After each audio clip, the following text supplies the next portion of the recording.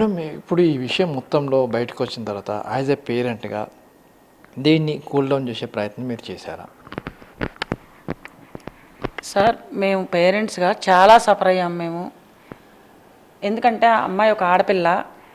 మా అమ్మాయిలు ఇద్దరూ పెళ్ళిళ్ళు అయిన తర్వాత మా అల్లుళ్ళని మేము కొడుకులుగానే ట్రీట్ చేసాం సార్. మేము ఎప్పుడు కూడా అల్లుళ్ళు ఇంటికి వచ్చారనే ఫీలింగ్ ఉండేది కాదు. మాకు చాలా హ్యాపీగా మా పిల్లలు మా ఇంటికి వచ్చారని అనే ఫీల్ తోటి ఉండేవాళ్ళం. మేము చాలా సంతోషంగా ఆనందంగా గడిపేవాళ్ళం మేము. కానీ ఈరోజు చాలా బాధగా ఉంది సార్ మాకు. ఎందుకంటే మా అమ్మాయి ప్రెగ్నెంట్ అయ్యి 2nd మంత్ అనుకుంటా సార్. నేను ఆ మణికొండ విల్లాలో ఉన్నారు. ఆ విల్లాలో ఉన్నప్పుడు తన బర్త్డే రోజు ముందు రోజు బర్త్డే రోజు మా ఇంటి దగ్గరే ఉంది. బర్త్డే అక్కడ సెలబ్రేట్ చేశారు. తన అభిమానులు ఉన్నారు, చిన్నప్పటి నుంచి తన అక్క అని ప్రేమగా చూసుకునే పిల్లలు ఉన్నారు, నా స్టూడెంట్స్ ఉన్నారు. నేను అక్కడ 9 సంవత్సరాలుగా నందిగామ లోకల్ టీచర్గా చేస్తున్నాను. 36 సంవత్సరాలు టీచర్గా సర్వీస్లో ఉన్నా నేను.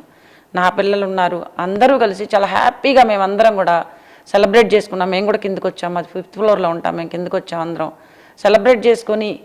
పైకి వెళ్ళిన తర్వాత మహేష్ ఫోన్ చేశాడని తను ఫోన్ చూసుకోవటం, ఆ ఫోన్ లిఫ్ట్ చేయలేకపోవటం, తర్వాత ఎర్లీ మార్నింగ్ తను వచ్చాడు. చాలా హ్యాపీ ఫీల్ అయ్యాం. ఎందుకంటే భార్య మీద నిజంగా ప్రేమ ఉంటేనే కదా భర్త ఆ టైంలో అరే నేను బర్త్డే 12 గంటల కేక్ 13 సంవత్సరాలుగా కేక్ కట్ చేసినండి నేను మిస్ అయ్యాను, ఇప్పుడు వెళ్ళాలి అని ప్రేమతోటే వచ్చాడని అనుకున్నాం. మేము అలాగే చూసాం.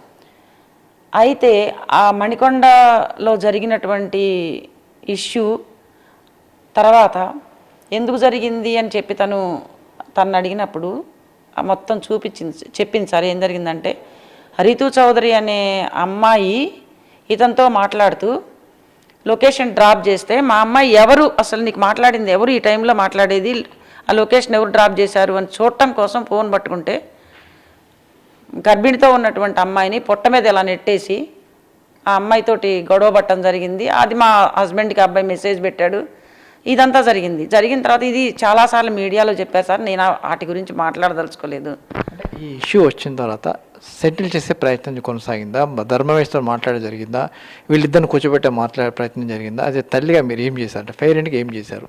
సార్ నేను నిజంగా ఇక్కడ ఒక పేరెంట్, గౌతమి మదర్గానే కాదు ఒక పేరెంట్, అందరు ఇలాంటి ఆడపిల్లల అందరికీ ఒక పేరెంట్గా కూర్చున్నాను సార్ నేను. ఎట్ ద సేమ్ టైం నేను ధర్మ వైపు కూడా మాట్లాడతాను. ఎందుకంటే ఆ పిల్లోడు చాలా జెన్యూన్గా ఇవన్నీ బయటపడ్డ తర్వాత నేను మా హస్బెండ్ వెళ్ళి మా హస్బెండ్ చెప్పిన తర్వాత చాలా కమిట్మెంట్ తోటి ఎప్పుడు మేము ఆ అబ్బాయిని ఇన్ని సంవత్సరాలుగా ఎంత ప్రేమగా చూసామో అంతే ప్రేమతో తను ఒప్పుకున్నాడు మా దగ్గర. మమ్మల్ని ఏమి ఇబ్బంది పెట్టలేదు. ఒప్పుకొని నేను తప్పు చేశాను అనేది అంగీకరించాడు. అంగీకరించిన తర్వాత మేము చెప్పి తను తీసుకెళ్ళాము, మా అమ్మాయిని ఇంటికి తీసుకెళ్ళాము. నేను ఈ మొత్తం ప్రెగ్నెన్సీ టైంలో కానీ లేకపోతే డెలివరీ అయిన తర్వాత తన భర్తతో గొడవలు వచ్చే వరకు కూడా నా దురదృష్టం ఏంటంటే ఒక తల్లిగా నేను నా కూతురు నమ్మలేదు సార్. నేను ఆ అబ్బాయిని నమ్మాను. నా కూతురు ఎవిడెన్సెస్ తోటి సహా ఆ వీడియోలు, ఆ మెసేజ్లు అవన్నీ నాకు చూపించే వరకు నేను నమ్మలేదు. నేను అసలు షాక్కు గురయ్యాను నేను.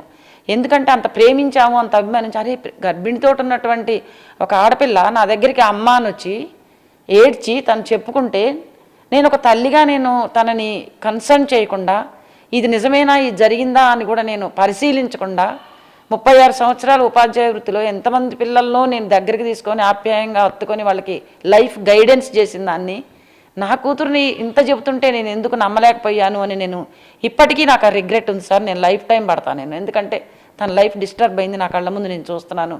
లైఫ్ టైం ఉంటుంది నాకు ఈ రిగ్రెట్. ఆ మెసేజ్లు అవన్నీ చూసిన తర్వాత షాక్లోకి వెళ్ళిపోయి నేను సింగిల్గా నా మనవడిని చాలాసేపు ఈ అమ్మాయి లోపల తన వస్తువులు సర్దుకుంటుంది, మా హస్బెండ్ ఆ అబ్బాయితో మాట్లాడుతున్నాడు, నా మనవడిని నేను ఒళ్ళో పెట్టుకుని చాలాసేపు ఏడ్చాను. ఎందుకంటే నాకు ఆ కిడ్ ఇంపార్టెంట్ అక్కడ.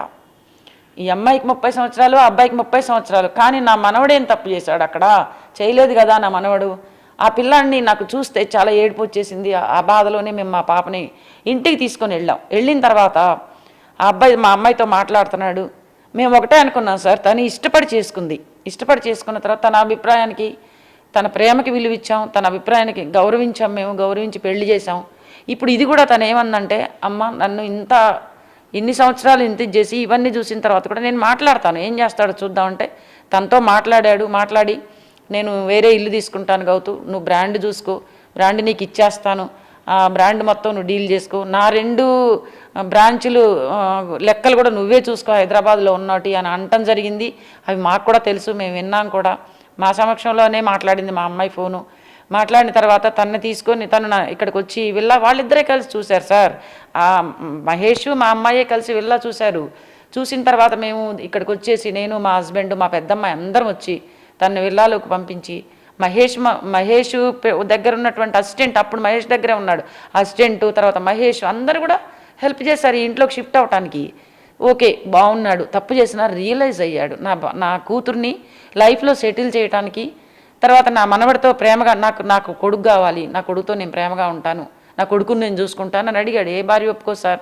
అసలు ఒక ఆడపిల్ల ఒక భర్తకి బిడ్డని కన్న తర్వాత ఆ బిడ్డకి తండ్రి లేకుండా చేయాలనో తండ్రికి దూరం చేయాలనో అనుకోదు సార్, ఎప్పుడు కూడా అనుకోదు అసలు. అందరూ వినండి జాగ్రత్తగా మీరు. మనం ఆడవాళ్ళం, నేను అనుకోను, మీరు అనుకోరు, ఎవరు అనుకోరు. ఒక ఆడపిల్ల ఎప్పుడు అనుకోదు అలాగా.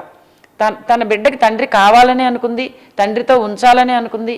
నువ్వు అక్కడికి వచ్చి ఆడుకో, వెళ్ళా దగ్గరికి రా, నీ బిడ్డను నువ్వు చూసుకో, నీ బిడ్డతో ఉండమనే అన్నది. ఆ బిడ్డని చూపించడం కోసం ఆ బిడ్డని, ఎందుకంటే తను చాలా హట్ అయి ఉంది. తన జీవితాన్ని, తన కెరియర్ సార్, 13 సంవత్సరాల కెరియరు. ఇంజనీరింగ్లో తనకు ఎన్నో ఆఫర్లు, ఎంబీఏలో ఆఫర్లు, ఎంబీఏలో